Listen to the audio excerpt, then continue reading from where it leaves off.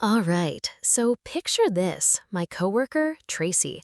For weeks, she'd been basically glued to her desk, just hunched over, doom scrolling on her phone. Same exact position as the day before and the day before that. And every time I walked past her cubicle, she had this hollow, haunted look in her eyes that seriously made my chest ache. I mean, rewind just 5 weeks, and this girl was pure sunshine. She was all about Pinterest boards, venue walkthroughs. Her December wedding was the topic of the office. We were all invited, save the dates were out, her dress was hanging pristine in her closet. And her fiancé, Jake, super sweet guy, always had this goofy, adorable smile plastered on his face when he picked her up on Fridays. Then, bam, overnight, everything just shattered. You don't forget the sound of someone sobbing in the office bathroom, like full-on ugly crying. It was a Tuesday, around 3 p.m., when I first heard it. This raw, gut-wrenching sound that just, my chest tightened. I knew that voice instantly. Tracy, our bubbly 22-year-old ray of sunshine from accounting. Just a few days before that, Jake had surprised her with a weekend trip to Napa for their engagement pics. She couldn't stop showing them off.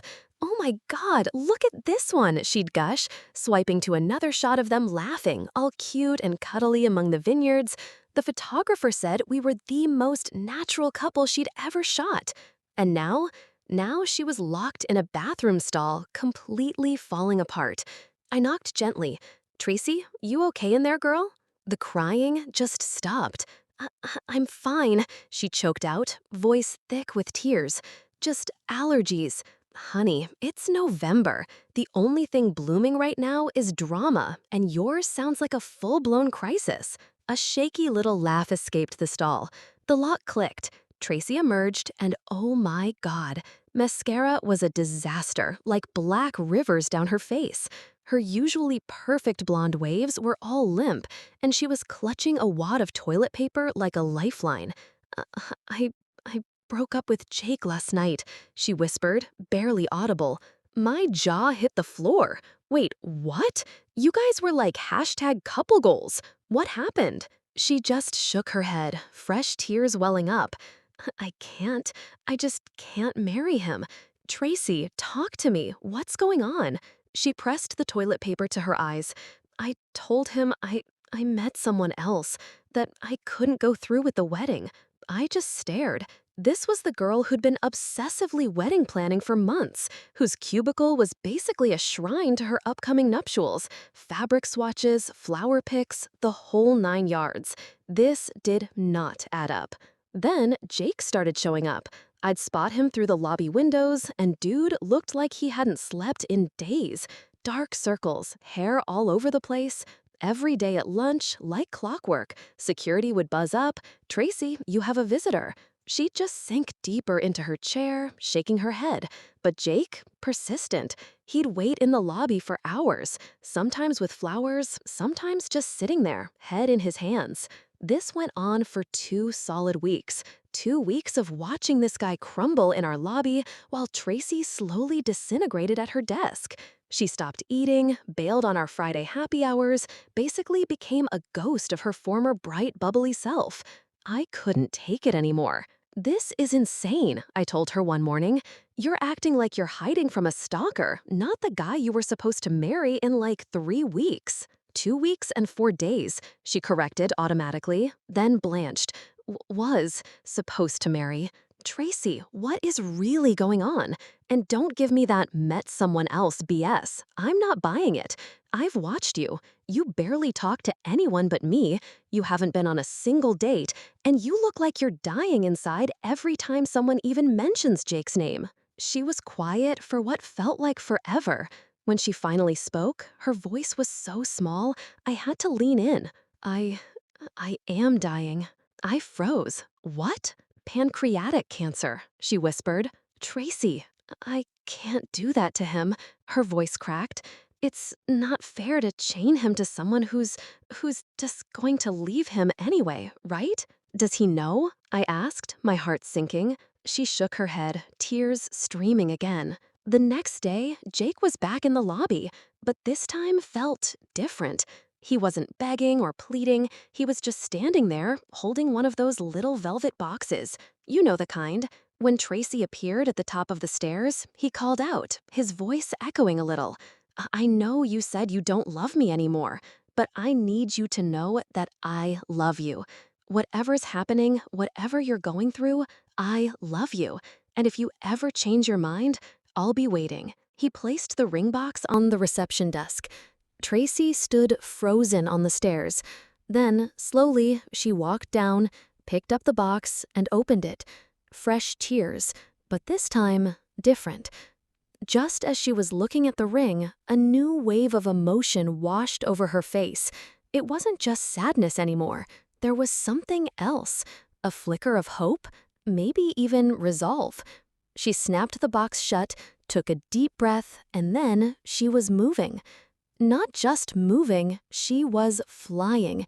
Out of the elevator she must have just ducked into, makeup totally forgotten, hair a wine-swept mess, and she ran straight into Jake's arms. For a split second, everyone watching, and yeah, a few of us were peeking, probably thought, this is it, the big rom-com reconciliation. They were both crying, clinging to each other like two people who'd been lost at sea and finally found a lifeboat. It was intense. But then, just as quickly, Tracy pulled away. Her hands were still on his arms, but she looked him straight in the eye, and the expression on her face was heartbreakingly serious. Jake looked bewildered, his voice thick with emotion. "Please, Tracy, just tell me what I did wrong," he pleaded, his voice carrying across the now silent lobby. "I can fix this. Whatever it is, I swear, I can fix it." And that's when Tracy dropped the bomb. Her voice, though trembling, was clear enough for everyone to hear. "There is no other guy, Jake." A pause, pregnant with dread. "I have pancreatic cancer. The doctors, they say I have maybe 6 months." The air in the lobby seemed to solidify. You could have heard a pin drop. The color drained from Jake's face so fast he looked like a ghost. He stumbled backward, just a step or two, his mouth opening and closing, but no sound came out. He looked utterly poleaxed. Then, without a single word, without even a glance back at Tracy, he turned on his heel and walked out the glass doors. Just gone, leaving her standing there, alone, in the dead center of the lobby, the velvet ring box still clutched in her hand. You could literally see Tracy's shoulders sag, like all the fight, all the hope that had flared up just moments before, just deflated. She wrapped her arms around herself as if trying to hold the shattered pieces of her world together. The receptionist was openly dabbing at her eyes with a tissue, and even the usually stoic security guard looked like he'd seen something deeply unsettling. It was brutal to watch. That was 7 days ago.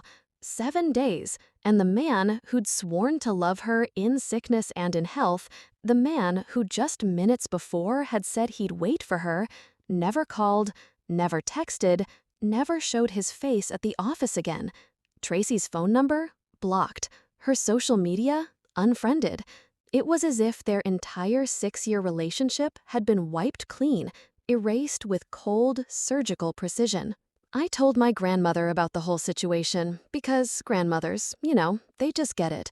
She listened quietly for a long time, and then she said, in her calm, knowing way, "You know, sweetheart, that girl found out exactly who that boy really was before she married him.